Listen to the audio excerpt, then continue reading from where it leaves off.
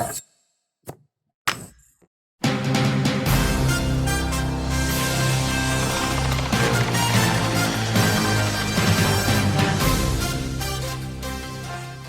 everybody, and welcome to a special edition of Shelby This Week. Phil and I began this program nearly 15 years ago, and at the end of the year, instead of looking back, he wanted to look almost ahead. What's down the pipe? What can we look forward to? What can we actually be excited about?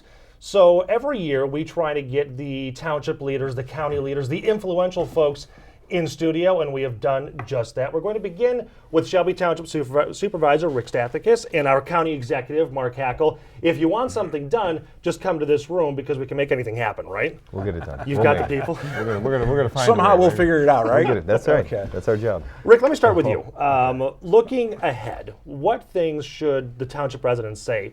All right, finally, we're excited for this. Well, you know, they've already done that. One thing unique about Shelby Township is every year in November, we have a big meeting at Cherry Creek Golf Course. And also, we have a website, too, they can go to tell us exactly how they want us to spend their money. And when I say we, I'm talking about our Board of Trustees. So they have told us loudly and clearly that one thing they want fixed, and they've told us this 3 years in a row, and I think we finally got it, that we need to address the community center needs in Shelby Township. Where we're actually sitting right now. That's exactly right. This is one of the components. The other three components, obviously, would be the library, the senior center, and the court, which has got some safety aspects that need to be fixed immediately. So we're working on that, and we are going to do something this year. Now, I know that everybody's been hearing that for 15 years, but the big difference between then and now is we've actually transferred $1.1 million from into our capital improvement fund from our general budget. And there's going to be another transfer coming up in March or April, so it'll be over $2 million that we will begin renovating or maybe moving or something.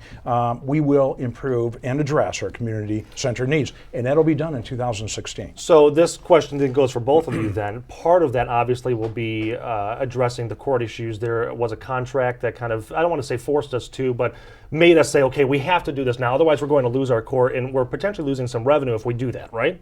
And it's interesting. What Rick just said is, I think it's something that most government units had forgotten about or really not thought about as years went on, was the capital improvements. In other words, they would spend the money for now and not really worry. It's kind of like our homes. Mm-hmm. Most people will buy a home, they spend, and then all of a sudden they need a new roof, they got to go figure out how to get a loan. We don't usually put money in a bank account that says, you know, this is going to be for improvements to our homes. Well, government, unfortunately, was doing the same thing. Macomb County, we had a huge problem with some infrastructure needs and, you know, some capital improvements. We're spending about $65 million for capital improvements, but because we fixed our budget. And to Rick's point, some people think this should happen overnight. Unfortunately, with what the board is doing now, they're realizing, okay, people are talking about it, we need to do this, so let's put some money aside so we can make this a reality. We can do what it is people are expecting us to do in fixing some of these, I guess, government structures or facilities. What happened contractually with the circuit court that made us say, okay, if we don't do this now, we're going to lose it? I don't think it's really a contractual issue. I think it's something that we've been wanting to do for a long time. And just to hit Mark's point too, you know, when we took office and there were some new business minds on our Board of Trustees, we didn't have a cost allocation problem, cost allocation program. We didn't even have a projection. We had no budget projection for the next 5 years. So when you combine that with the capital improvement fund that I know the Macomb County has been doing for quite some time, and we've been doing now for 5 years, it's everything together that provides stability, and that's exactly what we aim to do in Shelby Township. The more stability financially there is, the more services we can actually contribute, because our job is really real simple. And that is to provide services at the lowest cost while meeting or exceeding the needs of our residents. So no, it wasn't contractual. Okay. It was just something that we needed to do, and we've been working with the judges, and I think it's a great partnership we have with them, and I think that's what it's about. Were we going to lose the court if we didn't renovate, build new, something along those lines? Talk about losing a court goes back to 2008. Okay. There's been that talk for So it's 7 not. years. So it's not like there was a gun against your head saying, if you don't do this, you're losing the court. Well, you know, we've heard some of that maybe in 2008. We heard more about that in 2010. But you know what? I think it came out of frustration. If I were a judge, I'd be very frustrated. For us, you've seen the building. well, yeah, no, but for us, it's a question of how do we make it happen? Because we're not going to bond. If we can't pay for something in cash, then we're not going to do it. And it all came down to just being financially, realistic about what we can do. Well, and we must remember, even though we've brought our credit rating up to a AA plus, you got to remember we still have a $78 million long-term deficit. Yes, we've reduced that from $102 million in the last 6 years, but we still have a deficit long-term that we need to be chipping away at. So it's a combination of many factors that really made us do this now. Now's the right time to do it. So not to exclude you from this, but if you're saying 2016 is next, are we talking about groundbreaking? We're just seeing plans next year? What's the timeline? Oh, no. We've actually, and Mark and I we've talked about this too, but I've actually appointed a committee. Paula Filer, she's a trustee, as is Doug Wozniak. Fazil Khan and Associates, he's done a remarkable job. He's brought Carol Thurber on this committee. And also we've got Dave Miller, who is DPW director. Yep. And of course we can't forget about Joe Youngblood from Parks and Rec. So these 6 people are going to come to the Board of Trustees with a recommendation, I expect in the next couple months. And we're going to actually have some options to pick from.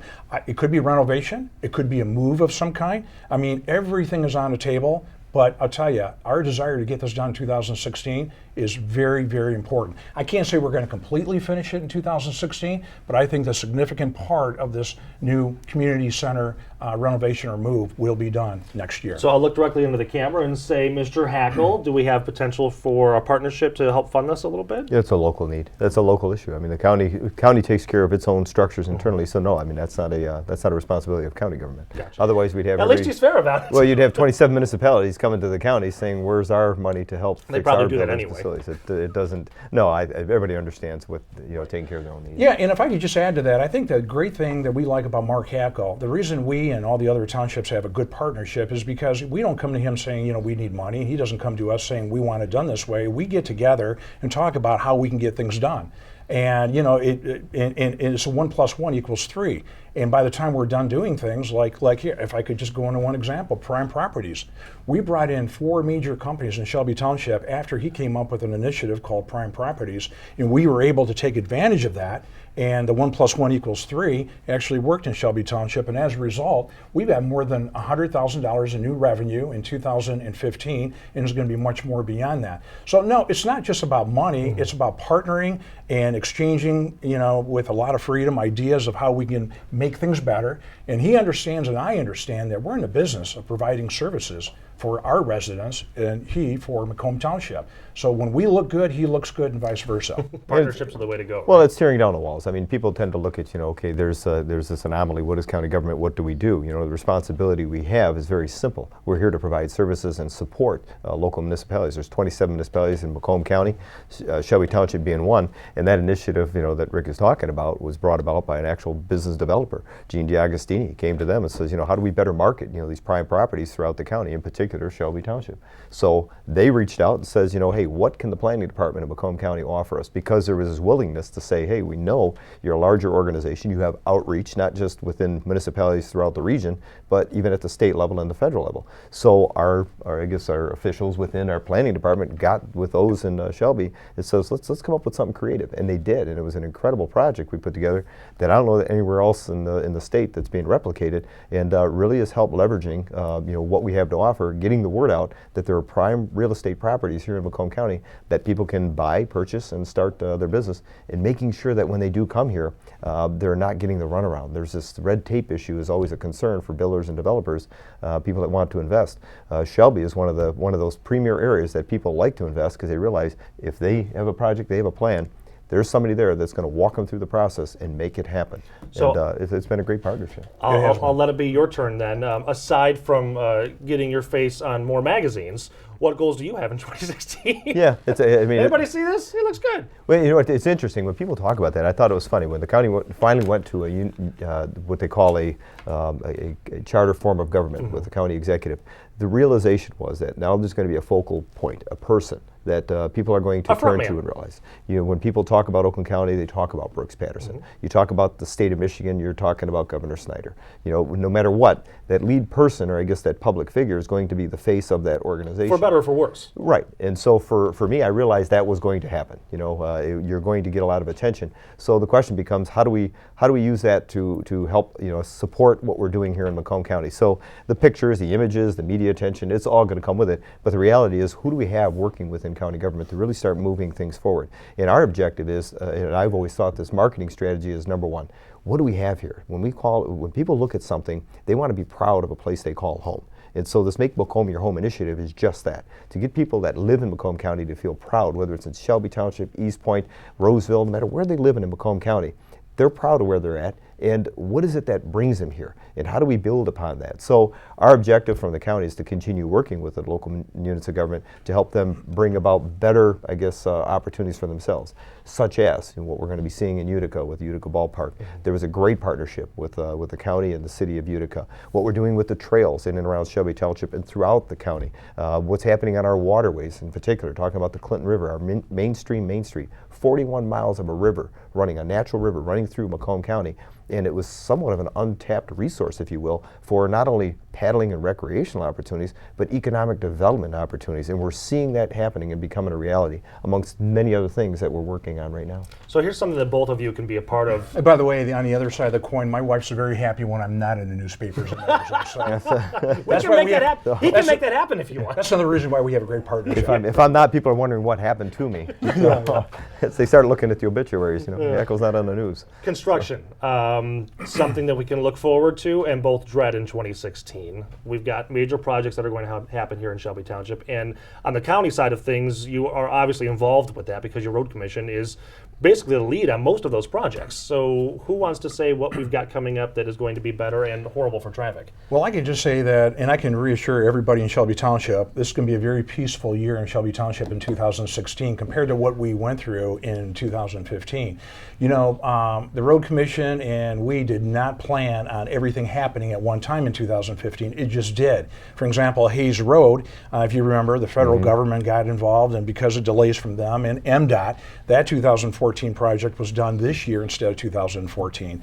And also 22 Mile Road, because of some very important safety hazards, we had to get that fixed, and that was not planned. So that happened in 2015. And then, of course, a 24 Mile Road from DeQuinder all the way through Romeo Plank, that was supposed to happen 10 years ago, and for whatever reason, they thought we'll start it in 2014 and complete most of it in 2015. So it was a perfect storm of just too much. But it's done, and we're real happy about that. And we want to thank you again for being involved in the 24 Mile reconstruction, because the way Detroit had originally planned that is ripping up only half the road. And I know you got involved and helped us negotiate a much better deal, and now we have a brand new 24 Mile road. So yeah, 2016 is going to be mainly subdivision roads. It's going to be private road, not private, but just subdivisions. I think we've got 4 or 5 on the radar for 2015. And thanks to to Macomb County, we will be sharing in that initiative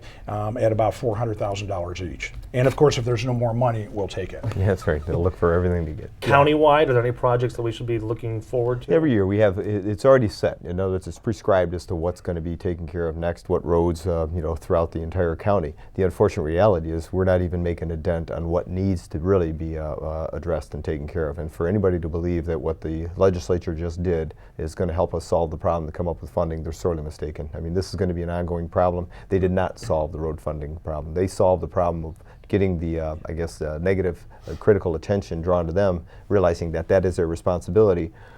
They pushed it back. And so by coming up with the solution that they came up with was very convoluted. I have to say, I think it's even worse than what Proposal 1 offered, and the people of the county, over 80% of them, voted that down. If this same plan were given to the public, they too would have voted this one down as well. It does not solve a problem. It does not even provide funding starting until 2017 for Macomb County or any county throughout the state. So we're going to have our hands full. This is going to be an issue for a long time to come. People are going to continue to complain about roads. They're not going to be happy about roads, and I couldn't agree with them more. But unfortunately, the reality is the legislature up in Lansing needs to come up with a true funding solution to help us fix something that people are talking about every day, and that's our roads. Ballpark estimate, how much are you short because the legislature, in your own words, didn't fix the problem? Again, we're talking statewide billions of dollars. When you talk about Macomb County, you're talking probably in the area of $40, $50 million annually for us to really get to solving the problem and continue to maintain them so we don't see this again. But that's not even close. not even close to a solution. And we've got two very important road projects in Shelby Township. I mean, as frustrated as people are with all the activity, they still want better roads, and we're going to give them better roads. But for example, Shaner between 23 Mile Road and 26 Mile Road, we've already sent out the message that probably in 2018 or maybe earlier, that's going to be done. And that's a major expansion in Shelby Township. And also Hayes Road between 25 and 26 Road is not even paved yet. So that's on a radar for 2017. And we've got other road projects too, but as Mark explained, we're very dependent on the road funding that comes through, and they got to find a way. And Rick's absolutely right. I mean, that's the number one issue when you ask them, what do you want us to do? What is the concern out there? And it's about roads and trying to fix roads. And people want them fixed, but then when you start the construction process, they're not happy about the time, how long this takes, and why did you have to cut off this road, and why are you detouring traffic on that area? I mean, it's going to be. That's something that's just we have to accept the reality that people aren't going to be happy when we start a project until it's finished. But then when you see the finished product, like Hayes Road, and even Van Dyke, when it's done, people are very. It really is. I mean, incredible work is being done on them, but it's just going through that painful process of construction season, if and when it happens. So, the negative and positives of road construction in Gene Shepherd Park, though, if we want to, let's have a happy note here. We've got a fantastic spot for the children. Gene Shepherd Park is about a 100-acre park, which is fantastic. You're right. Right now we've got about 1,150 acres. Add on the 100, we're over 1,200 acres of fully developed parkland in Shelby Township, and we're very proud of that. To put that in perspective, I think in Sterling Heights, which is bigger in population than Shelby Township, I believe they have 800 or so acres. And I think our friends in Rochester Hills, I think they might have 800, and I think Sterling Heights is right around 800 as well. So we've got a lot of that, and we're going to continue going forward. And one thing that was actually on our top 10 priorities, which surprised me, was a splash park that's coming to Gene Shepherd Park. A splash park, of all things. And it actually ended up on our top 10 priority list. It's really interesting. So now we have to finish it in 2016. Now you don't have a choice. What we wanted to do was have it all privately, subsidized, and I think we're about halfway there. But now, people want it done, and they want it done now. So we're going to kind of throw that one around a little bit and see if we can get a little creative, because we really don't want to subsidize that with, government money. We're going to try to do that privately, but we'll see. But no, I think all in all, it's been a great year for Shelby Township. Our parks are better than they were before, and population-wise, we're still growing. Businesses are coming to Shelby Township. We've got a great partnership with Mark, and we're bringing in tax revenue and still providing, I think, the best services in Macomb, one of the best. And also, we've got a good police department that, as far as crime's concerned, Shelby Township is one of the lowest. Chief Schleit has done a great job turning that around and doing more with less.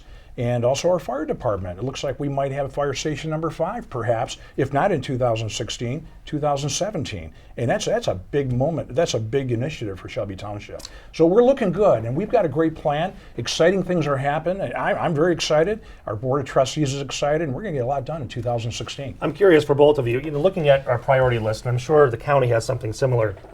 Something like a splash pad, quality of life things. Are those becoming more of the things that residents are talking about now, as opposed to roads, sewers, things like that? No question about it. People love that area where they live. So in other words, when you talk about quality of life, we talk about destination, places for people to go, but really recreation is when it's in your own backyard. And we have omitted that from our belief that we have these opportunities here, whether we're talking about Lake St. Clair, which is the busiest freshwater lake than anywhere in the country during the summer months, 31.5 miles of coastline out on that lake. And yet many people in Macomb County don't even recognize the beauty and what it has to offer as a recreational asset to themselves, as well as destination opportunities. As I mentioned before, that 41 miles of a river running right through the heart of Macomb County, that is a tremendous opportunity for people for recreation. So quality of life is a huge component of people's lives. They love that. We could talk about economic development. We could talk about jobs. Those are things that people need, but I'm telling you, the reason why people moved to the suburbs to begin with was for the recreational aspect and the quality of life. So enhancing that, and what they're doing in Shelby Township with their parks and upgrading them is what's bringing people to this area or keeping them here. And as Rick had mentioned, the growth within Macomb County has been incredible. If you think about the 2010 census period, since that time period, 19 new people a day have made Macomb their home. Whether it's in Shelby Township or one of the other 27 municipalities, they're moving to Macomb County. And people don't move to a place that they don't feel comfortable, they don't feel welcome, they don't feel like there's a quality of life aspect to it. That's why they're moving here, as well as safety and obviously educational opportunities. So we're seeing that happening all across Macomb County, and Shelby is rich with opportunities for people to want to live there for those various reasons. Was that a surprise to you? I was sitting in your office saying, wow, the splash pad, that's top 10? No, I'll tell you why. Because before you can actually talk about quality of life, and as Mr. Hackle just said, we've first got to have safety, and we have that in Shelby Township. We've got, I think, the best fire department and the best police department, which, by the way, will be in a black in 2000. It isn't a black in 2015, and will continue to be every year from here on out. So we have that safety aspect, and then after you have that, you also need the financial stability aspect, and we now have that in Shelby Township. We are on our 7th straight surplus in our general budget. Now, the general budget is very, very important to have that healthy, because that runs everything except the police and fire. So when you have all that going for you, guess what you can do? You can start focusing on other things like quality of life, splash parks, and also our Stony Creek Trail Bridge. That's number 9 in our top 10 priorities. So we now have a lot more quality of life priorities than we ever had before, because I think we're much more stable financially than we ever have been in the past. You gentlemen have both talked about safety, and Mr. Hackle, as the former sheriff of the county, you're in a unique position to talk about this. The armored vehicle recall is happening countywide, statewide, nationwide. Are we in, or could we be in, a potentially worse, better situation if those do in fact go away? A huge disappointment. When we got that letter from the president, it actually came as an executive order that they wanted to recall what they called armored personnel carriers. People will call them tanks. They're not tanks. They don't have any turrets on it. They don't have any guns, except for the officers that are sometimes in there being protected by 4 inches of thick armor plating. And these are 10-ton vehicles that I guess they recalled them because they didn't like the image it portrayed. I was given that vehicle in 2004 when I was a sheriff, along with Mike Bouchard. He was a sheriff, and Warren Evans is a sheriff of Wayne County. When we were given those, it was for the reasons that they realized what's happening here in this country. And we need to find a way of protecting those that protect us, meaning the officers, because we couldn't afford, that $300,000 for that type of heavy duty equipment. So it protects officers. They've been relying upon it. They've been using it for the past 10 years, going into incidents, training with it. And then all of a sudden, on a moment's notice, we get this indication that they've got to go back. And if we don't send it back, they're going to charge us to come back again a second time. So we stripped them down. They came and got them. As I mentioned, I couldn't be more disappointed, because if you're going to call yourself a commander-in-chief, you need to protect your personnel. And so the image issue is one thing, but the reality is this is a problem. Fortunately, as we sit here today, we found the funding within the sheriff's budget so that we can move forward to purchase another one of those vehicles so we can put it on the road for the officers. And the Board of Commissioners just approved that late last night. So we're very fortunate here that we have a public, as well as other government, I guess if you will, officials realizing the importance of public safety to not only the public, but to the officers. That had to be probably one of the worst decisions I've ever seen, and probably the best word I can come up with was asinine. I absolutely cannot believe the President of the United States would say we're going to take away armored personnel carriers for officers and leave them high and dry without the ability to go into a scene that we are seeing all across the country now to protect them, as well as protect those that they might want to get out of there that are civilians. So 2 questions on that then. If Macomb County is getting a new one, will there be a potential mutual aid situation with the municipalities? Absolutely. It's interesting. I find the irony of this is when the president was here at Macomb Community College, and we're grateful for the fact that he came here and made some announcements, and in making those announcements recognized Macomb Community College as being a premier 2-year institution throughout the country, and even said that. We were very proud of the fact that he was able to do that. But while he was here, we work with obviously local units of government. In this situation, we worked with the City of Warren as well as the Secret Service in trying to protect every level, put every protective level that we could. That armored vehicle, along with Warren's, was out there in the back parking lot in case something happened to the President of the United States or anyone else that was attending that function. But yes, it's made available for any municipality, not only inside Macomb County, but surrounding Macomb County. If there's a tragic situation or an incident, we will be there. Those officers will be there to try to protect human life as well as their own. So, I mean, you can't even, to begin to understand the useful nature of it, and to have somebody say, well, we're taking it away because it looks too militaristic. How do you purchase something like that where it has 4-inch thick armored plating and is a 10-ton vehicle that does not look militaristic? aside from maybe painting it to look like an ice cream truck, I really don't know. It was a terrible decision, one of the worst decisions I've ever seen come out of Washington. So how do you address the image concern then? Because it certainly is, maybe not it's a valid concern. Somebody coming down the street they call it a tank.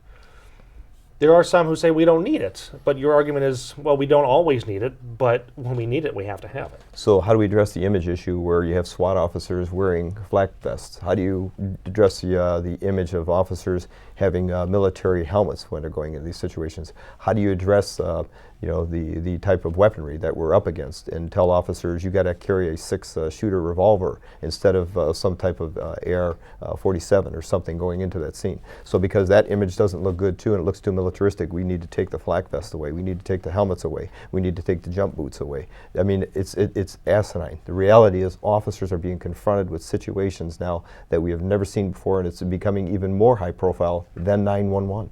And so as a result of that, people to say, well, geez, we just don't want them to look militaristic. It's impossible. You can't do it. People are just going to have to come to the realization that officers are trying to protect themselves while they're protecting us. And there is no other way of doing it. And, they don't drive around on them on the street, patrolling the streets. They're called into service if and when there's a serious incident that's happening. And I have not got one phone call when I was a sheriff, nor since being the sheriff, that somebody is saying, I don't like seeing that thing drive around, it looks too militaristic. If and when it is called upon, people are glad to see it there because they're realizing it's protecting human life. So I think it's an unrealistic, statement for somebody to say, we don't like the image that it portrays. I think it was a cop-out on behalf of the President of the United States to try to solve another problem, but create a huge problem for those of us in law enforcement. Speaking of safety, I just want to say that Police Chief Bob Schley has done a marvelous job with the police department too, because we are now working with the federal agencies in fighting drugs, and of course, with you people as well. So we have that connection that we've never had before. And also he's got us engaged in some very unique training for our police officers, which we've never had before. So I think training is very important, and we're starting to rev that up in Shelby Township. And I think the residents need to know that when it comes to especially fighting drugs, we are on that, and we're not going to let anybody get away with doing that stuff in Shelby Township. It's interesting when you think about it. It was like the day after we started talking about the fact that they're going to be taking away this armored personnel carrier, there's an incident that happens in California. And the officers that were there, the patrolmen, had found the vehicle that was involved in the shooting, the man and the woman that were in that vehicle. And they had their SUV there.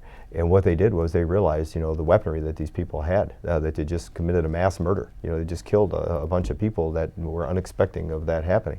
And so the officer on his radio, and you hear it as they played it out, was calling for a Bearcat, which is an armored personnel carrier, to come there. And if you watched it, we saw it live. They're sitting there, they're locked down in an SUV and shooting at the officers. What do you expect the officers to go to try to stop this? How do you expect them to get close to that? They called upon that Bearcat to start mobilizing and moved in toward them while they're shooting at it.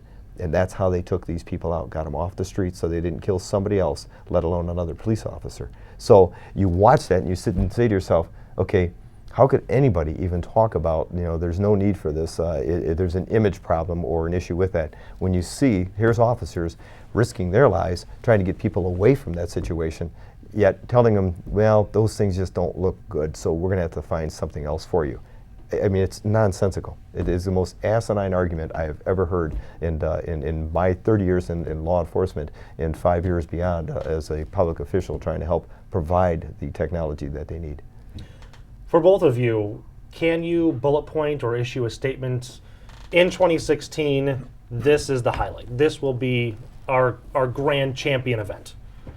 I think for me, it is a statement that I think that was made by the auto industry most recently. If you think over the last 3-4 years, I don't know of another country that can, or county in the country that can lay claim to the fact that you've got Ford, Chrysler, and General Motors all making billion-dollar investments into Macomb County.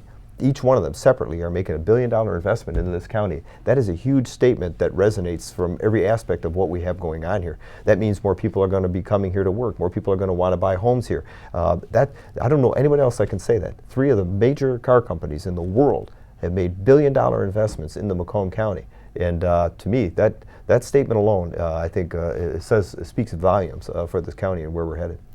That's your supervisor. Well, I don't think it really matters what I think. I think my constituents have already told me what I have to do, so I'm working off this list, which is really easy. The community center, we definitely got to get that done. If not completely finished in 2016, we've got to make a great start, and we will. Also, the Shaner, widening Shaner between 23 Mile Road and 26 Mile. I don't know when it's going to happen, but we have to continue, even if it's incremental steps, we're going to keep working toward widening that, because I had no idea that was number 2 on our priority list. So we need to do that. And local road improvements, it's going to be a quieter year, but we still have to kind of rev it up a little bit in our subdivisions, and we're going to do that. And then new revenue sources. We're going to continue looking for new ways of finding grants, and I got to tell you, Advancing Macomb has been a great help in helping us, trying to find some grants so we can close off that final segment between Riverbends Park and Gene Shepherd Park. And Melissa Roy and yourself, you guys have been great. Doesn't mean we're going to get the money, but you never know until you try. So we are, through the help of Macomb, Advancing Macomb, we will be on top of that. And we have a host of other things too, but I want to say one more thing, replacing the Stony Creek Trail Bridge. We get a lot of calls on that. That's a very expensive bridge to renovate and fix, but we're going to get that done in 2016. So those are some of the top 10 priorities that we have to get done. And our Board of Trustees is ready to tackle them. We're already off to a running start. It's going to be an exciting year for Shelby Township. Gentlemen. And also, we're going to continue working with these guys because they got all the money.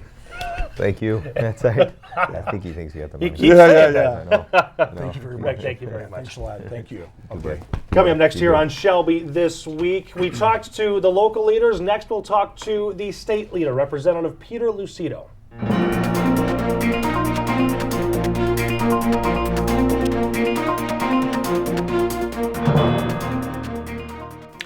My goals for 2016, well, celebrate the new year, wish everybody a Merry Christmas, but legislative priorities. The first thing is to create a climate of jobs, an atmosphere for the young, bright-minded, talented young students coming out from our universities and colleges so that they have an opportunity here, so that they don't have to leave the state, so that they can find meaningful employment that'll sustain not only them, but our tax base here in the state.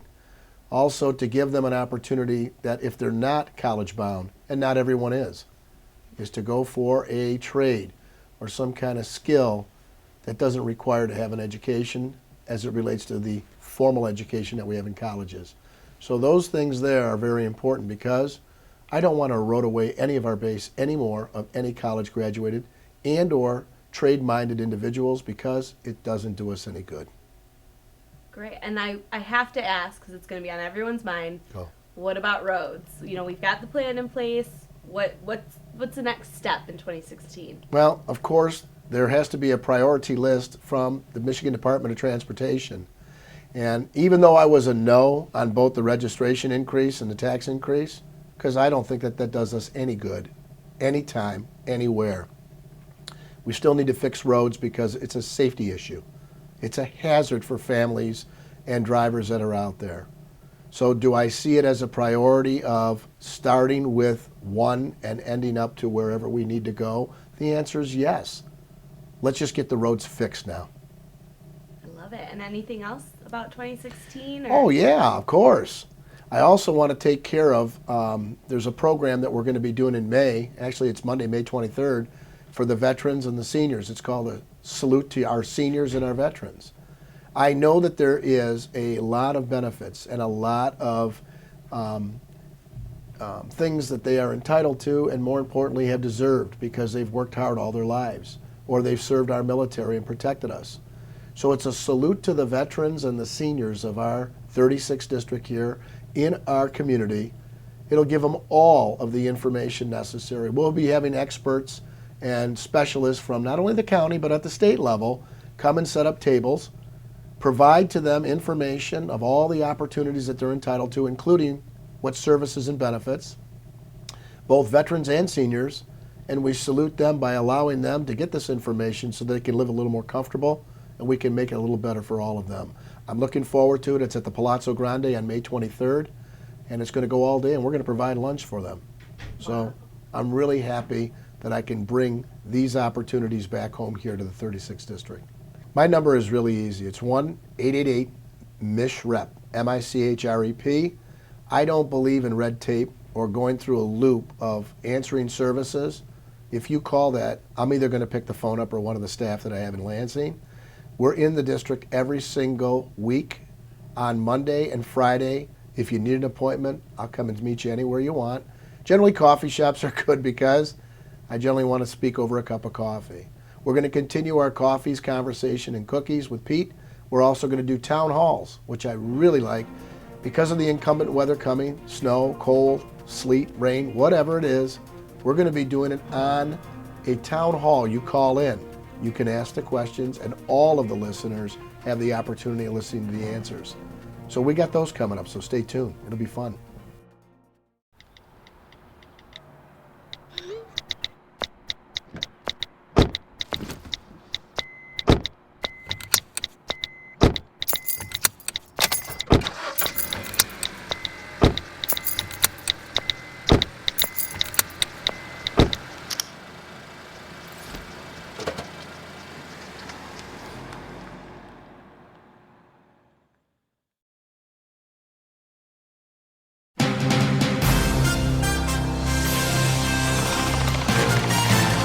Welcome back, everybody, to this special episode of Shelby This Week, looking ahead to next year. Joining me now in studio is our Police Chief, Robert Shalai. Chief, thank you for being here with us.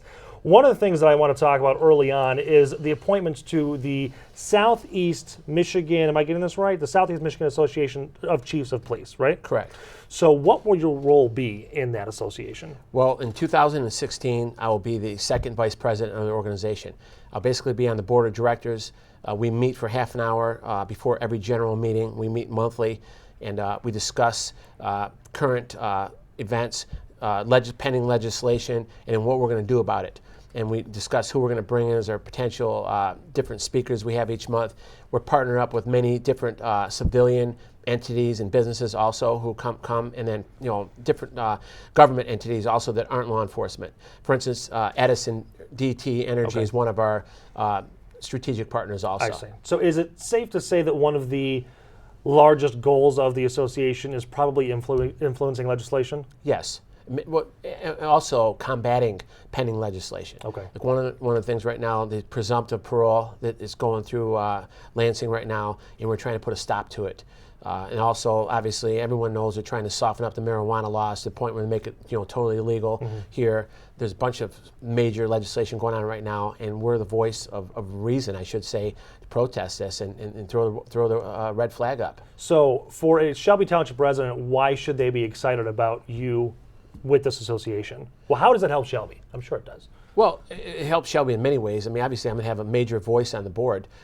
There's a succession plan for the actual leadership for the president's role, and I'm in that plan right now. In 2017, I'll move up to first vice president, and in 2018, I'll be in charge of the head of the entire association. So, as far as Shelby Township goes, very important that we have a voice now on the major, networking group of the chiefs of police and the administrators in this area. Friends in high places. Absolutely. Yes.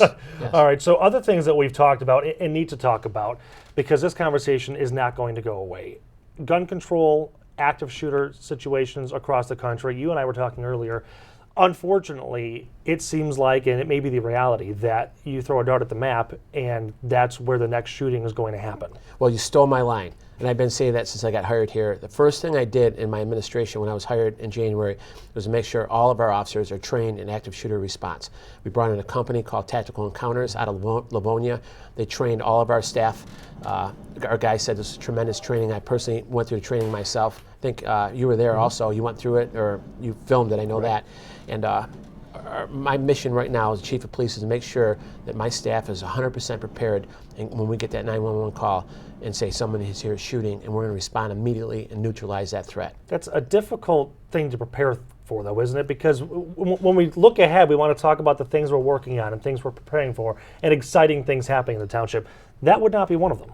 No, I'm not excited about that at all. But I mean, I dread the phone call. But the bottom line is, if the phone call ever comes into our dispatch center, I can assure you and the residents we will be prepared and we will be there immediately. One of the things that I understand you're considering is our enhanced rifles. Correct.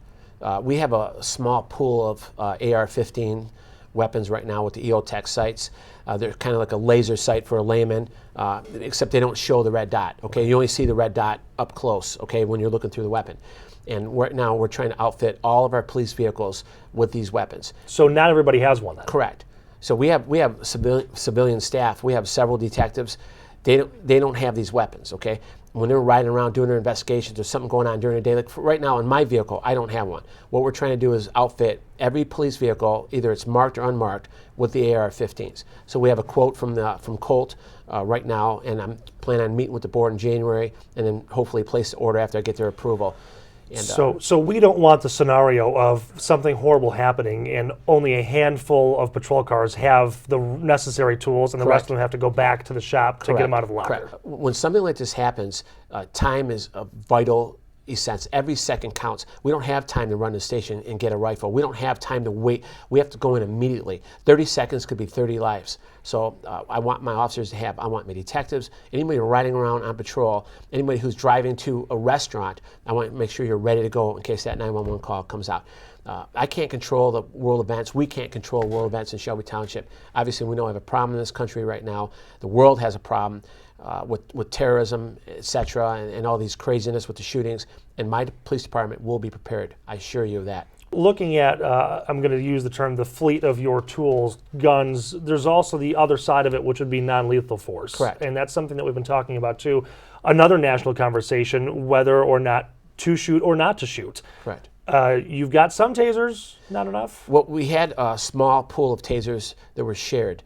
They're very old. I realize right now we're in a situation where we might have to put a phone call on and basically call everybody in and work. Right now, we didn't even have enough tasers to cover half my officers, and they were old and outdated. I worked very closely with the Board of Trustees and the Supervisor's Office in securing 70 brand new tasers for each and every member of my department. Critical tool, as important, if not as important, very important, just as important as a firearm or flashlight are non-lethal weapons. And yes, they work, Nick. I want to make sure you know that. I've used them myself, and they work. Don't show me. Okay, I will not. Maybe later. Okay, so staffing-wise, you and I have talked extensively over the past year about the needs in your department, and you've done a lot of very creative staffing, moving people around, finding the right positions for people. Are you still looking to hire more? Yes. I'm working very closely with our Human Resources Department right now, Ms. Lisa Suda, on establishing a new eligibility list. We've changed some parameters right now. When I walked in the door, you had to have a 4-year degree in criminal justice to get hired as a police officer in Shelby Township. Now, on paper, that sounds fantastic, but the reality is we're very challenged at getting people in the door.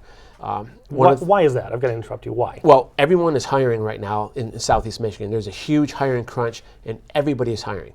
So these people that have 4-year degrees in criminal justice are kind of cherry picking their departments. So the bottom line is, I know we have a great police department. I worked 3 different police departments over the last 29 years. We have an outstanding police department. But the bottom line is, well, let me give you this example. Myself, I would not have got hired here if I had to have a 4-year degree in criminal justice. I have a 4-year degree, but it's not in criminal justice. So I looked at this. I looked at our captain, who I was here when I got hired, Steve Stanberry. He had a 4-year degree in business. He would have been excluded. I can go up and down a list. Most of my staff right now would not get in the door. So to me, it was illogical to continue with this. We've softened up. I shouldn't use the word soften up. We've changed our parameters. So starting on January 11th, when we post for a new eligibility list, you have to have 60 college credits or 2 years experience in law enforcement or 2 years in the military. And I think we're going to get a very large group of candidates. I think we're going to be able to pick exceptional candidates off that list. Do you think pay is competitive with the rest of Metro Detroit? Yes, our salary our salaries for officers is solid. I can tell you that right now. I've compared other salaries, so our actual pay is fantastic. Okay. Yes. Benefits? Benefits are solid also. Okay, good. I asked because the city of Detroit is going through that right now. They're losing officers. Correct. to the suburb, Sterling Heights, Clinton Township, Shelby Township. So just want to make sure we hit that. Okay, so before I let you go, the end of 2016, what's on your bucket list? What do you want to accomplish? Well, the most important thing for us right now is to get our traffic team up and running. I'm running into some roadblocks right now. I have 2 officers who have been deployed in the military for 2016. I have another officer who can't walk right now. He hurt himself off duty. And so I have three of my staff are gone. That's 5% of the staff out the door. And we might have to delay the startup of the traffic unit. We're getting everything ready right now. We're getting our offices ready. We're getting our new vehicles in and everything, but I just need some more staff. We did hire 4 people a couple months ago. They're going through training right now. They won't be able to count on our staffing until April, if everything goes well for them. So bottom line is, I need more bodies. As soon as we get more bodies, we're going to get our traffic team up and running, operational, and that's the main target for me right now. And what will the traffic team be focused on? Focused on getting our rush hour people out of here every morning, safe, have them, driving at normal speeds and safe speeds, and then getting our people coming back into town during rush hour, getting them back home safely. We have a lot of problems right now with, speeders are out of control, a lot of accidents, and that's what we're going to be focused on. Certain target locations where we direct our staff. One of them you may know is 23 and Shaner, one of the most dangerous intersections in Macomb County. We're not the most dangerous anymore. Since we've been working over there targeting enforcement, we've dropped down the list from 1st to 3rd. So just in 2 or 3 months of targeted enforcement, there's no doubt in my mind we're going to continue dropping over there and educate the public more. Do not speed through this neighborhood. Do not run red lights in this neighborhood, and pay attention to signage. Chief, thank you so much for coming in. We appreciate it. Thank you, Nick. Next here on Shelby this week, a conversation with the other chief in the township, the fire chief. We'll be right back.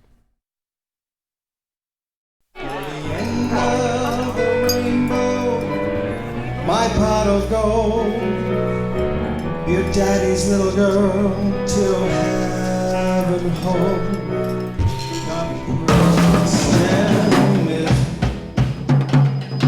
It's easy to tell if you've had way too many. But what if you've had just one too many? Buzz driving is drunk driving.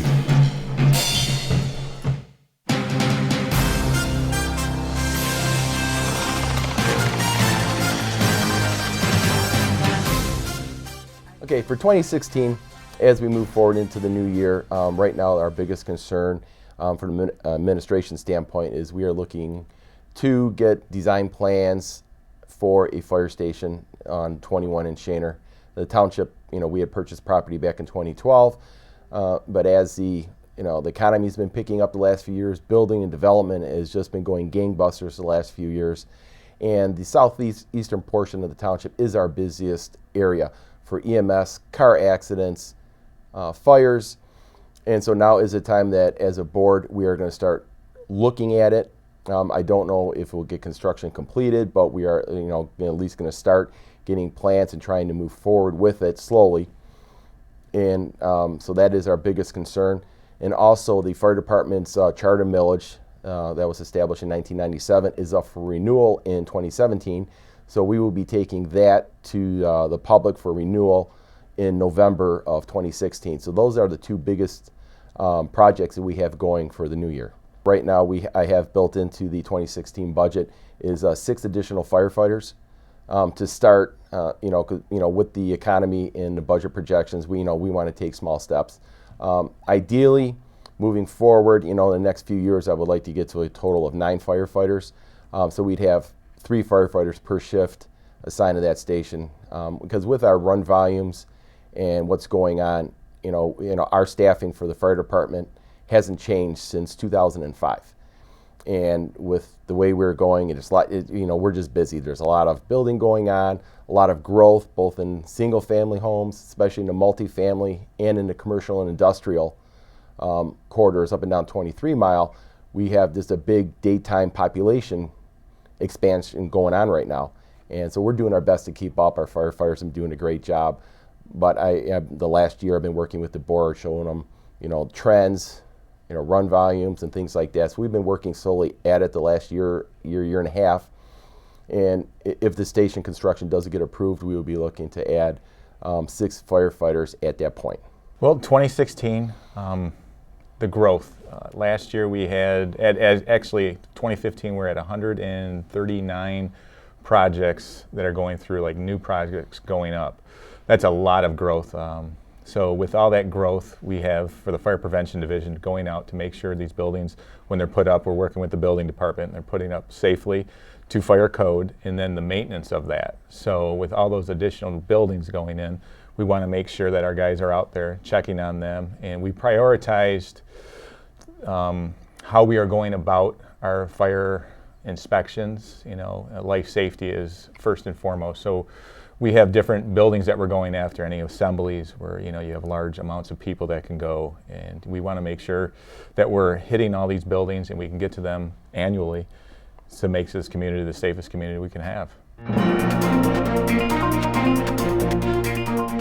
Well, our goals for this particular school year into 2016 is that we're going to continue the hard work, focusing on academic excellence, making sure that we are an innovative school district, that we are focusing on preparing our students to be good digital citizens, and that we are accountable to our public educationally and fiscally.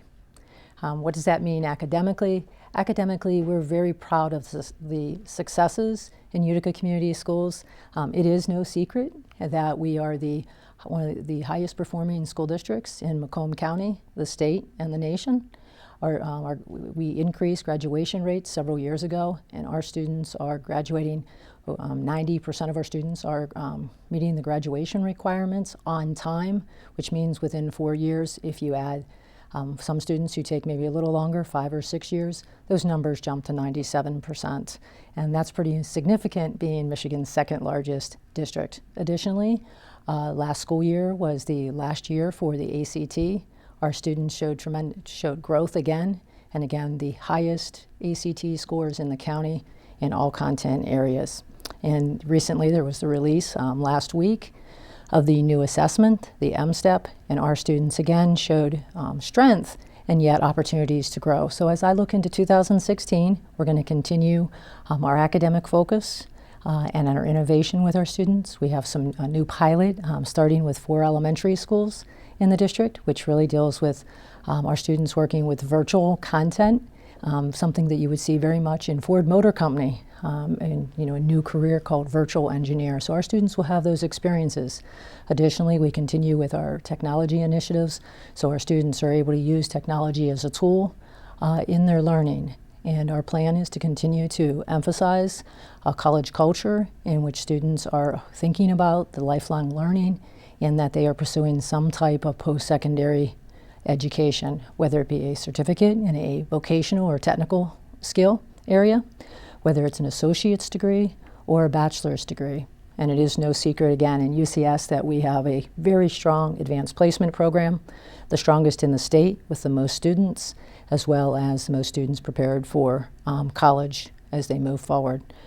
We have a large number of students participating in early college, the Early College of Macomb program, as well as dual enrollment. And then our CTE, career and technical education programs, are very solid as well. And we have a tremendous partner with Ford Motor Company related to the Next Generation Learning program, in which we are partnering with business for the jobs of today and tomorrow.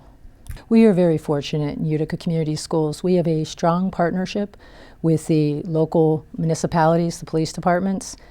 We have also in our schools and our high schools, we have hired retired police officers who actually work with our high schools and our junior highs, as well as our elementaries.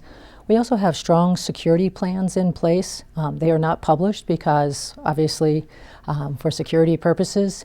And one of the other things we did several years ago, when there was the incident in Connecticut, based on the concerns of our parents and the communications, we actually have basically locked all of our doors in the district, and we continue to operate with identification. So anytime we have a situation, our security team, along with the local law enforcement, get together and very quickly assess the situation, and then we make the necessary adjustments. And I'm very thankful that our parents continue to work with us. I know when they have to show those IDs, sometimes it's frustrating, but the fact of the matter is that at the end of the day, we want to keep our children as safe as we possibly can. Well, I think for our teachers, they've been doing an extraordinary job teaching our students, and we will continue with the work on the new standards and the new assessments, doing the analysis. We'll continue to provide, when appropriate, professional development for our teachers. I think the thing that's really important about the Utica Community Schools teachers is that our teachers are highly qualified, 100% highly qualified for the positions. Our teachers do much work on their own as well. We're very fortunate that we have a stable and talented professional workforce. We'd like to thank Dr. Johns and, of course, all of the local leaders that joined us here for this episode of Shelby This Week. It looks like 2016 is going to be a promising year for the township and in Macomb County. Please make sure you join us next week for our regular newscast of Shelby This Week.